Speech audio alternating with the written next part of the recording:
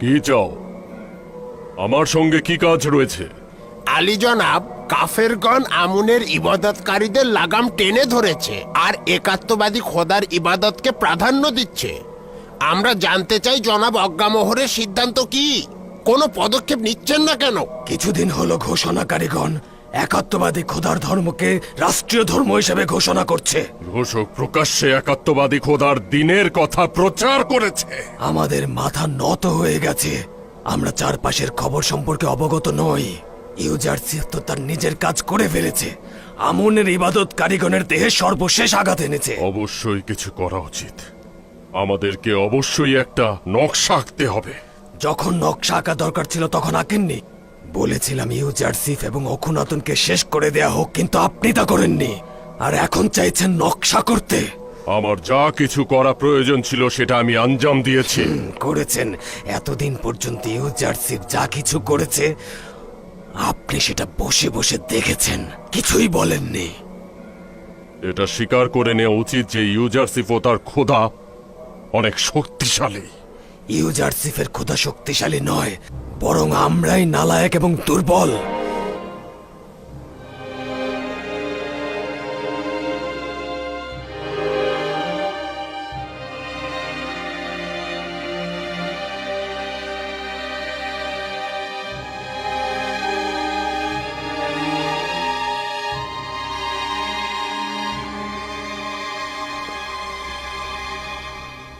আচ্ছা, পুদিয়ামন কি নিজেকে জনাব অজ্ঞামোহরের থেকে বেশি জ্ঞানী মনে করছে? কেন নয়? হতে পারে অজ্ঞামোহরের বিবেক ও তীক্ষ্ণ বুদ্ধি কাজ করছে না। সে কারণেই হয়তো পদিয়ামুন তার শামশিরকে অধিক কার্যকর বলে মনে করছে। দেখিনি, কিন্তু তার কুদরত তো দেখেছি। তার খোদাকে আমরা জানি না, তবে ইউজারসিফকে আমরা অবশ্যই সম্মান করব। আমরা কেন ইউজারসিফের খোদার ইবাদত করব আমি তো সেটা বুঝতে পারছি না। আমরা কি তাকে দেখেছি? এই তুমি দেখেছো? আমরা কেউ তাকে দেখিনি। ইউজারশিপের খোদা সেই যে খোয়াবের বিশ্লেষণ করেছে, যে পরিপূর্ণভাবে তার ওয়াদাগুলো পূরণ করেছে। আমি তার খোদাকে না দেখলেও তার খোদার উপস্থিতি আমি টের পাচ্ছি। যাকে আমরা দেখতে পাই না তাকে আমরা কিভাবে প্রাধান্য দেব? আর যাকে আমরা দেখতে পাচ্ছি, স্পর্শ করতে পারছি, যে কোনো কিছু হাজির থাকলেই কি তাকে ইবাদত করতে হবে? যে খোদা তার বান্দাদের জন্য কোনো পদক্ষেপ নেন না, তার বান্দাদের কোনো ব্যথা বেদনার প্রতিকার করেন না, তাকে যে খোদা তার শত্রুদের কঠিন শাস্তি দেয় সে অবশ্যই ইবাদতের যোগ্য।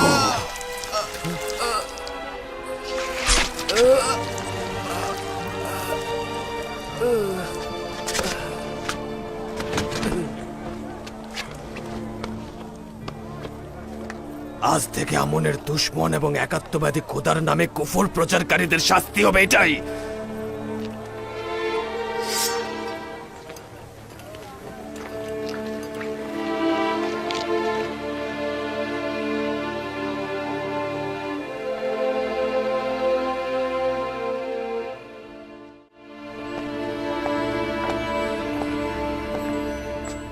পদিয়ামুন ও খাদেমদের জন্য একজন মানুষ কতল করা এক গ্লাস পানি খাওয়ার মতো সহজ। কিভাবে পারলো একজন বেগুনাহ মানুষকে এভাবে কতল করতে? আমি খাদেমদের সঙ্গে আপোষ করে চলতে চেয়েছিলাম, কিন্তু তারা সেটার যোগ্য নয়। আজ থেকে আমুন ও অন্য খোদার তাবলিগ ও বিস্তার ঘটানো অপরাধ হিসেবে গণ্য করা হবে এবং এদেরকে ধরে ধরে হাজতে নিক্ষেপ করা হবে। যদি আর একবার একাত্মবাদীর খোদার কাউকে হত্যা করা হয় তাহলে তাদের ইবাদতখানা ধ্বংস করে দেয়া হবে।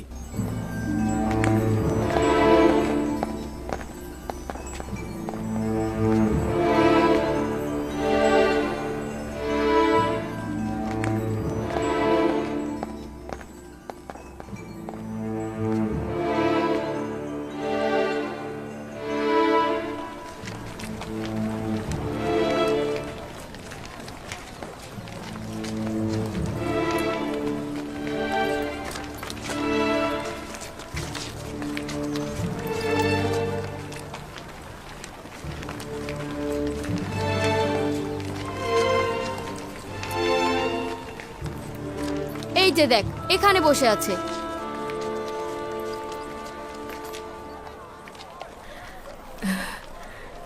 শুনতে পাচ্ছ? এগুলো সব ইউজারসিফের কাজ। সে সবাইকে দিয়ে তার নিজের খোদাকে ইবাদত করানো না পর্যন্ত শান্ত হবে না। বুঝতে পারছি না এ পরিস্থিতিতে আপনি খুশি না অখুশি। আচ্ছা বানু, আপনি কি চান? লোকজন ইউজারসিফের খোদাকে ইবাদত করুক নাকি না করুক? যদিও আমি এখনো সেই সিদ্ধান্তে পৌঁছাইনি, তবে ইবাদত করাই উত্তম হবে। কিন্তু কিছু সংখ্যক তার খোদাকে ইবাদত করার জায়গায় ইউজারসিফকেও ইবাদত করে। যদিও তার খোদাকে চিনি না, তবুও একটু ভেবে বলতো সে সত্যি ইবাদত পাওয়ার যোগ্য কিনা। এখন পর্যন্ত তোমরা ইবাদতখানার খাদেমগণ শুধু খেয়েছো আর মোটা তাজা হয়েছো। এখন আমরা ইউজারশিপের বদলতে এক কাতারে চলে এসেছি। হ্যাঁ এতে হ্যাঁ, কি বলো, কি সমস্যা সমস্যা রয়েছে? রয়েছে? হ্যাঁ হ্যাঁ, কি সমস্যা বলো?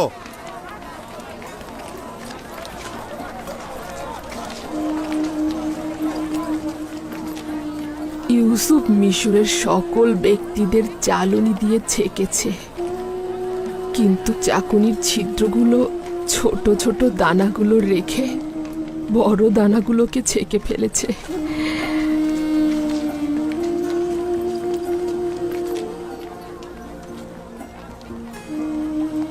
তোমাদের মনে আছে ইউসুফ ছোটবেলা থেকেই গোলাম ও গরিবদেরকে বেশি ভালোবাসতো।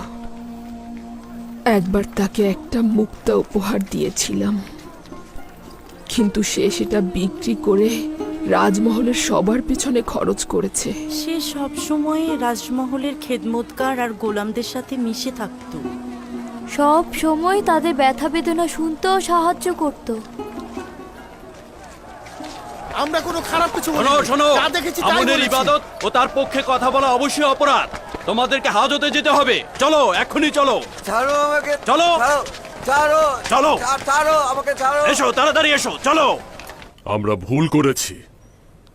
গত কয়েক বছরের দুর্ভিক্ষে আমরা শুধু ইবাদতখানা ও খাদেমদেরই নজর রেখেছি। দুর্ভিক্ষের ফলে জনগণ যে দুর্ভোগে রয়েছে তা খেয়াল করিনি।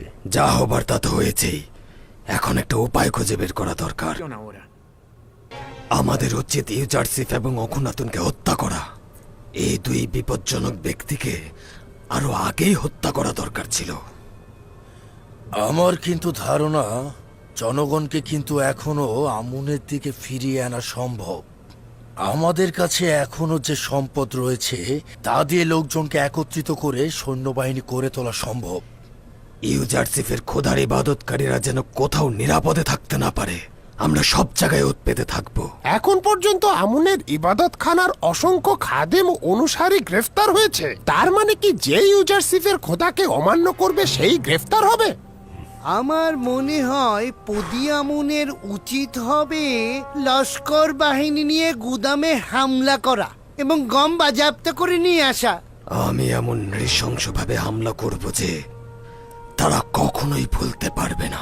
এটা করা ঠিক হবে না। তোমরা যা করতে চাচ্ছ সেটা আত্মহত্যার শামিল। এতদিন তো দেখলাম আপনি কি করতে পারেন। আমি কারো সিদ্ধান্তের জন্য বসে থাকবো না। আপনার নীরবতা সবকিছু ধ্বংস করে দিয়েছে। তুমি হয়তো কয়েকজনকে হত্যা করতে পারবে, তারপর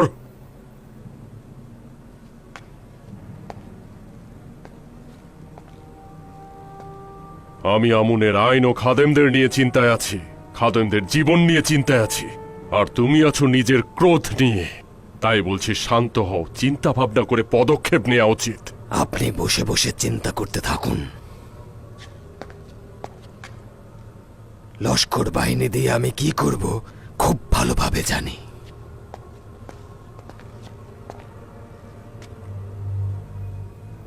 খোদা না করুক ও সকল কিছু নষ্ট করে